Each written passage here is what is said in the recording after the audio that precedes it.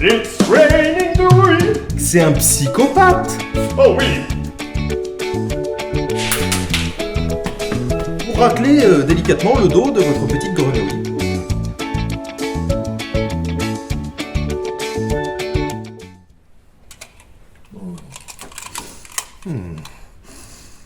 Bonne petite nourriture, ça. Bonjour, bonsoir à tous. C'est Adrien du French Grenier comme d'habitude. Aujourd'hui, on va parler d'une des armes qui fait partie de mon top 5 informel des armes de poing modernes. Il n'existe pas, hein, c'est pas la peine de me le demander, j'en ai aucune idée, mais c'est une de mes armes préférées. CZP-09.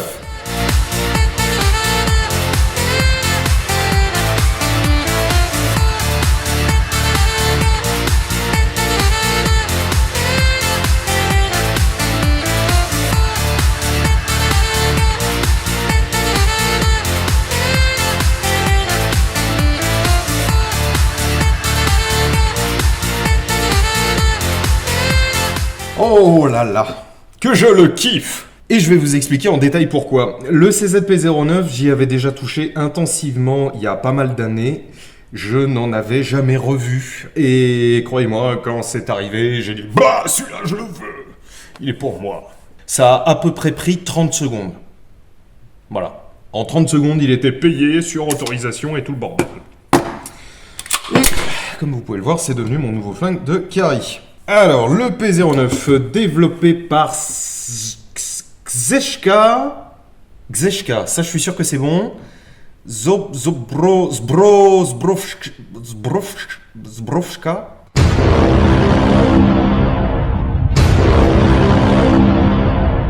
CZ quoi? C'est un pistolet semi-automatique chambré soit en 9,19, soit en 40 Smith & Wesson. Et comme je suis pas un boomer, je l'ai pris en 9,19. C'est bon, c'est une blague. Théoriquement, c'est un PA plutôt standard, hein, avec un canon de 11,5. Mais ça reste un assez gros morsif avec une énorme poignée. Là, les gars, avec des grosses mains, c'est votre flingue à vous. Ça, c'est le vôtre. C'est celui-là qui vous ira. Parce que quand même, grosse poignée. Pour les plus petites mains, vous avez sa version compacte. C'est le P07. J'en ai, mais alors, jamais vu, en vrai. Mais bon... Voilà, c'est en vente, hein, j'en ai vu il y a pas longtemps en vente. Alors bon, c'est un pistolet semi-automatique, tout à fait classique. L'arme est vide. Comme vous pouvez le voir, quand vous armez, vous avez un chien externe donc qui vient percuter le percuteur. Et donc, qui crée une simple action qui est franchement... La course morte est super longue et elle est un petit peu caoutchouteuse. Mais moi j'adore, franchement j'adore. Ça c'est... Alors déjà, c'est le PA de combat par excellence, et ensuite, c'est vraiment en tir sportif. Moi, c'est super sympa. Là, c'est un tout petit peu caoutchouteux, le départ n'est pas super franc, mais encore une fois, on s'en branle. Léger, facile. Enfin, léger, non, c'est pas super léger, mais c'est plus léger que beaucoup d'autres trucs. Moi, j'adore, et bien entendu, il a une double action qui gratouille pas mal. Je m'en fous, il est bien. Je l'aime. Pourquoi je l'aime? Parce que la culasse est super réduite, la hauteur de la culasse est super réduite, ce qui fait que l'axe du canon est très proche de l'axe du poignet, et donc ça décolle pas beaucoup. En plus, on lui reproche d'être un peu lourd de l'avant, ce qui est un peu fallacieux je trouve, parce qu'une fois que son chargeur est inséré, ça a tendance à rééquilibrer le tout vers l'arrière. Alors oui, effectivement, quand vous êtes aux 3 dernières munes, il pioche un petit peu.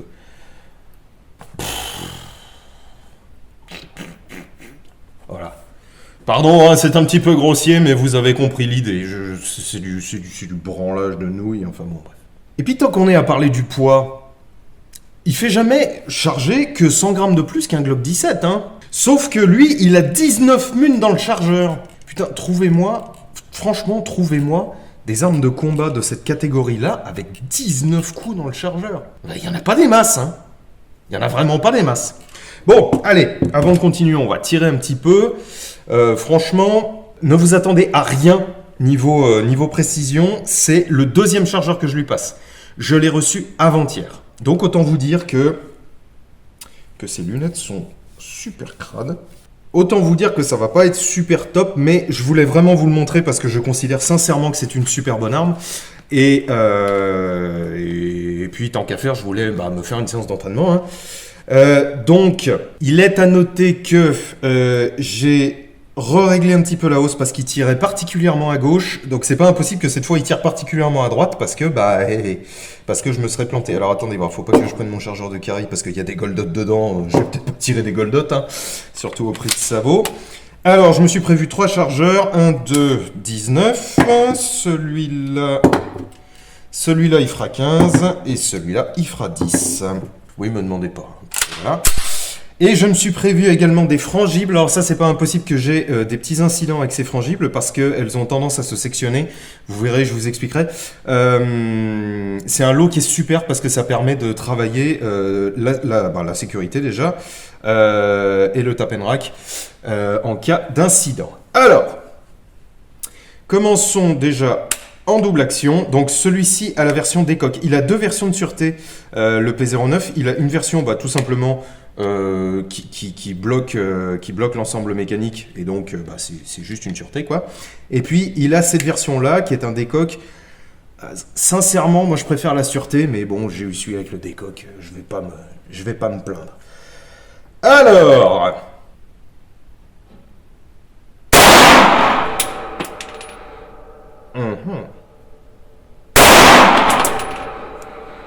Ah, et ben voilà. Donc là, vous voyez, j'ai une munition qui s'est cisaillée. Ça, c'est le bout de la balle. Voilà. Donc je rack. Et j'ai mon autre bout de munition qui est tirable, mais bon, ça sert à rien. Donc c'est pas grave, ça me fait travailler un peu les incidents, ce qui est pas plus mal. Pareil.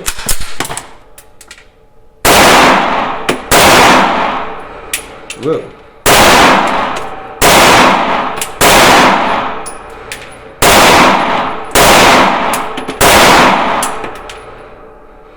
Ponk, ponk, ponk. C'est fort à propos. Ça tombe bien, je commençais à fatiguer. Écoutez, j'ai l'impression, très sincèrement, que je suis du coup nettement mieux centré. Ce qui veut donc dire que mon réglage était bon. Je vais voir, je reviens. Bon, c'est pas extraordinaire, mais franchement, pour un deuxième chargeur, je suis pas mécontent. Surtout vu la teneur du premier chargeur qui a été un petit peu minable. Mais bon, ça va. Surtout que, voilà. Il y a eu 2 incidents. Oh, je suis content. Oh, franchement, je suis content. J'aime vraiment beaucoup. Vous l'avez remarqué au tir, c'est super putain de stable, j'adore. On peut vraiment le prendre. Les textures de la poignée sont excellentes. Mais alors vraiment excellentes. À l'arrière, vous avez des lignes, si vous voulez, très saillantes, mais pas vives. Donc vraiment, ça se prend bien sans être inconfortable. Alors, comme la plupart des PA à carcasse polymère, il lui manque un petit peu de viande sur les flancs. Bon, ça va. Je vais m'en remettre. Vraiment. Je vais m'en remettre. Il me manque un tout petit peu de viande à cet endroit-là, sur la poignée, hein, bien entendu, sous ma main, là. À cet endroit-là, il me manque un tout petit peu de viande. J'en fais pas une maladie, vraiment, c'est bien. Alors, les culasses chez CZ, c'est toujours un peu le même problème, dans le sens où elles sont très souvent très, très ramassées. Ce qui fait qu'elles sont parfois un petit peu dures à choper, que ce soit de l'avant ou de l'arrière, surtout que leurs rainures de préhension sont pas super franches. Et j'ai un souvenir, tiens, petite anecdote, j'ai un souvenir ému du premier millipole que j'ai fait, je crois que c'était 2006 ou 2007, je me souviens plus. Oui, c'est ça, ça devait être 2007. Et je me pointe sur le stand de CZ. Ils avaient remplacé leurs armes de présentation, parce que généralement les armes de présentation dans les salons, elles sont rincées parce que tout le monde fait n'importe quoi avec. Donc ça va, elles sont rodées. Mais là, non. Et je tombe sur une variante subcompacte et de je sais plus quoi, mais ça ressemblait méchamment au P09, donc c'est pas impossible qu'il ait une version subcompacte en plus. Culasse bloquée en arrière, et j'avais plus moyen de la refermer. Mais plus moyen, c'était tellement dur et tellement bien ajusté et tout ça, il y avait plus moyen de la faire bouger. À moins d'enlever le chargeur, bien entendu, mais t'es pas censé. Voilà, t'es censé pouvoir la fermer avec le chargeur. Parce que non seulement, les strips préhension, effectivement, voilà, mais en plus les commandes chez CZ sont un peu bon. Elles sont texturées, elles ont des grandes rainures là comme ça, mais elles glissent un petit peu. Et c'est pareil pour le décoque. Je suis pas super à l'aise dessus. Moi, sincèrement, je l'aurais préféré dans l'autre sens. C'est aussi pour ça que je préfère la sûreté. Mais bon, bref, peu importe. Oui, je sais que je lui chie dessus, mais je l'aime. Vraiment, je l'aime. J'ai beau lui balancer des défauts, rien à foutre, je l'aime. Alors c'est marrant parce que ça va parler un peu aux amateurs de Glock. Figurez-vous que d'autres armes ont des sécurités. Donc, je rappelle, ce que j'appelle sûreté, c'est une commande qu'on peut actionner volontairement. Une sécurité, c'est passif. C'est un truc qui s'engage sans vous demander votre avis. Voilà. Donc, en l'occurrence, le P09, comme le Glock par exemple, comporte deux sécurités. La première, c'est une sécurité de chien qui est rebondissant. Et la seconde, c'est une sécurité de percuteur qui, tant que la queue de détente n'est pas pressée à fond, ça bloque le percuteur. Ce qui est, bien.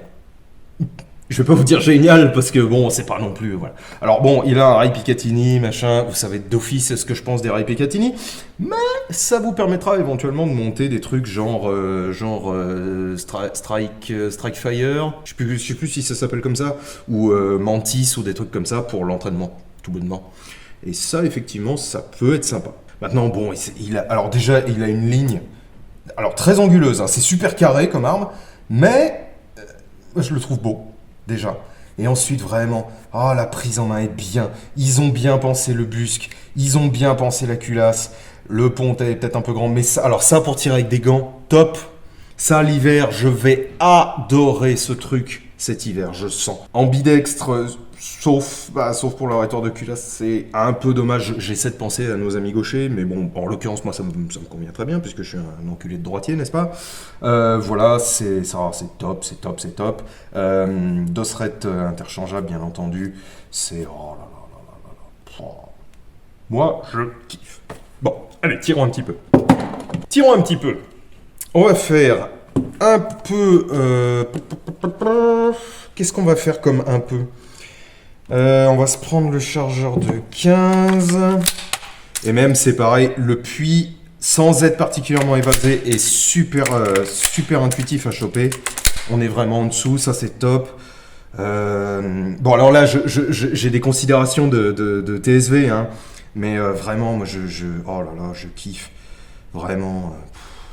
D'ailleurs, j'ai fait du tir sportif de vitesse avec celui-là pendant longtemps. J'aime. Et pendant qu'on est dans la compétition, vite fait, je vous rappelle qu'il a été réglementaire. Hein. Je vous en reparlerai. Ça veut dire tard. Voilà. Oh, c'est bien ajusté, bordel. Rien que la culasse, il est d'occasion, ce truc. Mais rien que la culasse qui fait... ajustage gras. C'est bon, ce truc. Alors, on va continuer un peu de tir normal. Alors...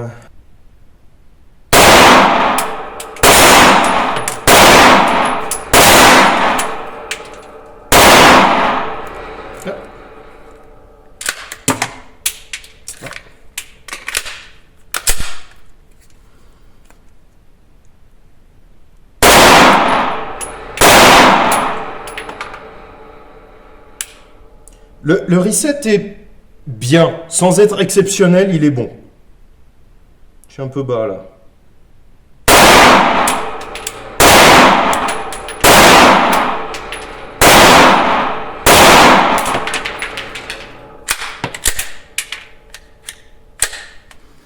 Combien il m'en reste ? Quelques-unes. On va essayer un petit peu de tir à gauche. Je tire vraiment pas assez à gauche, PA. Putain, je sais même pas comment me mettre. Ah, c'est chaud. Ah, je suis pas à l'aise. Je suis pas à l'aise en gaucher. La vache. Reprenons du tir normal. Bon. Ah, pas pour longtemps. Alors, à gauche, c'est pas désagréable. Moi, je sais juste pas comment le prendre à gauche. La mémoire musculaire, hein. Qu'est-ce que vous voulez que je vous dise? On essaie de se faire un petit peu de tir rapide, juste pour voir. Un petit tir de réaction, une double, une simple, 2 fois. Alors. Ouh, putain, il y a des impacts en bas là, c'est un peu n'importe quoi. J'ai ouvert, mais je sais pas à quel moment. Bon, peu importe.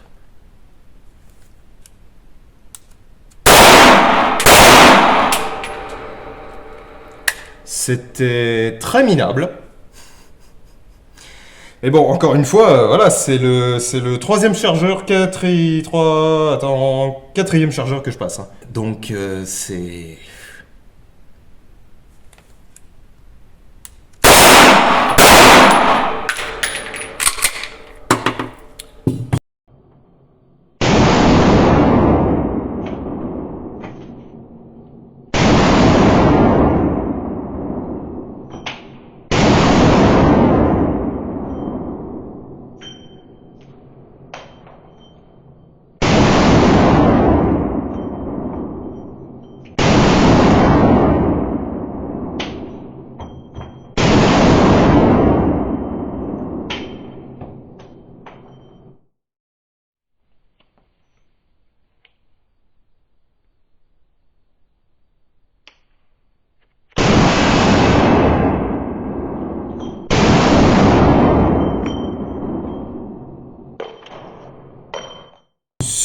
Alors, la remise en batterie est exceptionnellement simple pour un 9 mm.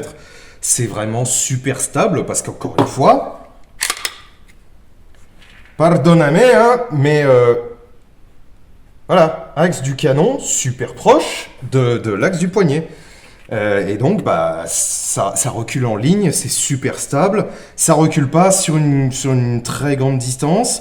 La fenêtre d'éjection est très calée vers l'arrière. Non, moi j'adore, le buffer est pas mauvais, il est pas exceptionnel, mais il est vraiment pas mauvais. Et mécaniquement, je peux vous montrer éventuellement. Hop. Il est un petit peu dur à démonter. Mais bon, avec le secours formidable d'un chargeur, ça aide.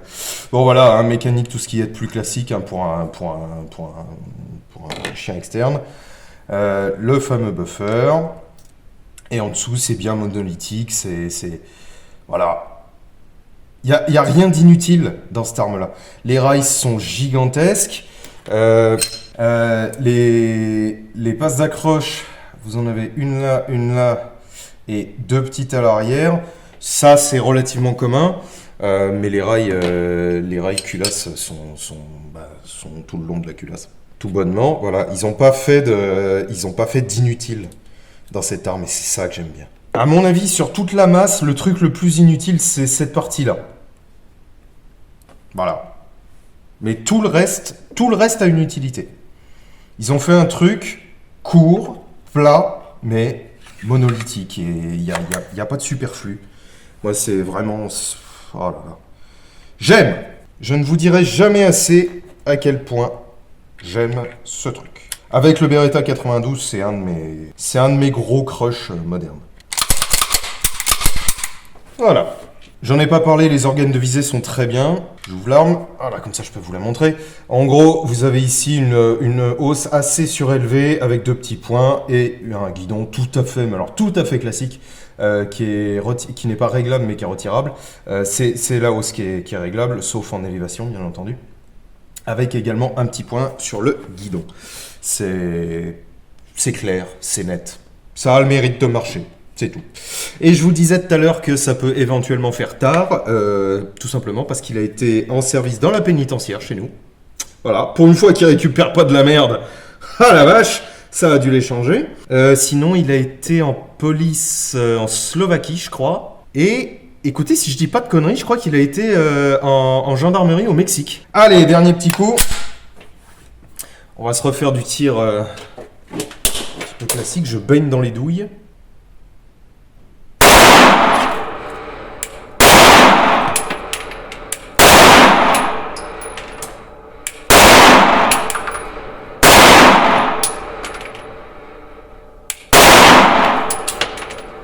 Trop top.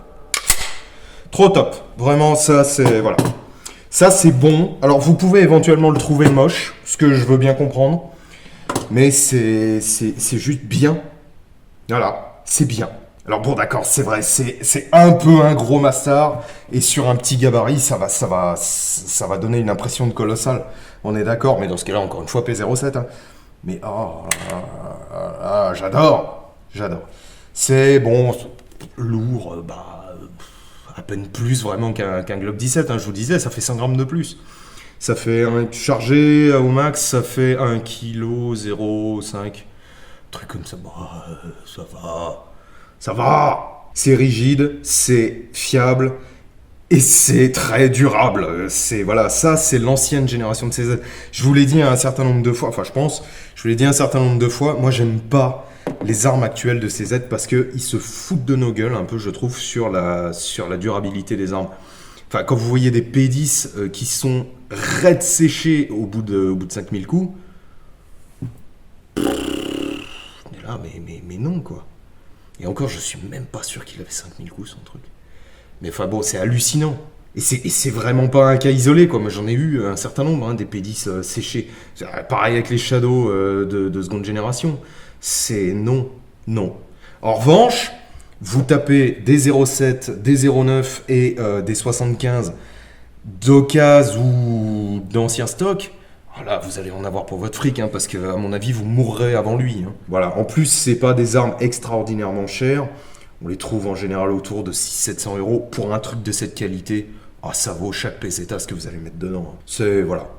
Non, vraiment, ça c'est trop chouette. J'adore et je suis super content d'en avoir retrouvé un. Ça me manquait. Voilà. J'ai vraiment pas un amour immodéré pour ces aides, mais ça c'est trop top. Voilà. Eh ben écoutez, dites-moi en commentaire les possesseurs de CZ. N'oubliez pas que je suis pas un fanboy de CZ, mais bon, vous avez le droit de vous exprimer quand même. Amusez-vous bien en attendant. Merci aux abonnés, merci aux tipeurs, et je vous vois la semaine prochaine. Ciao!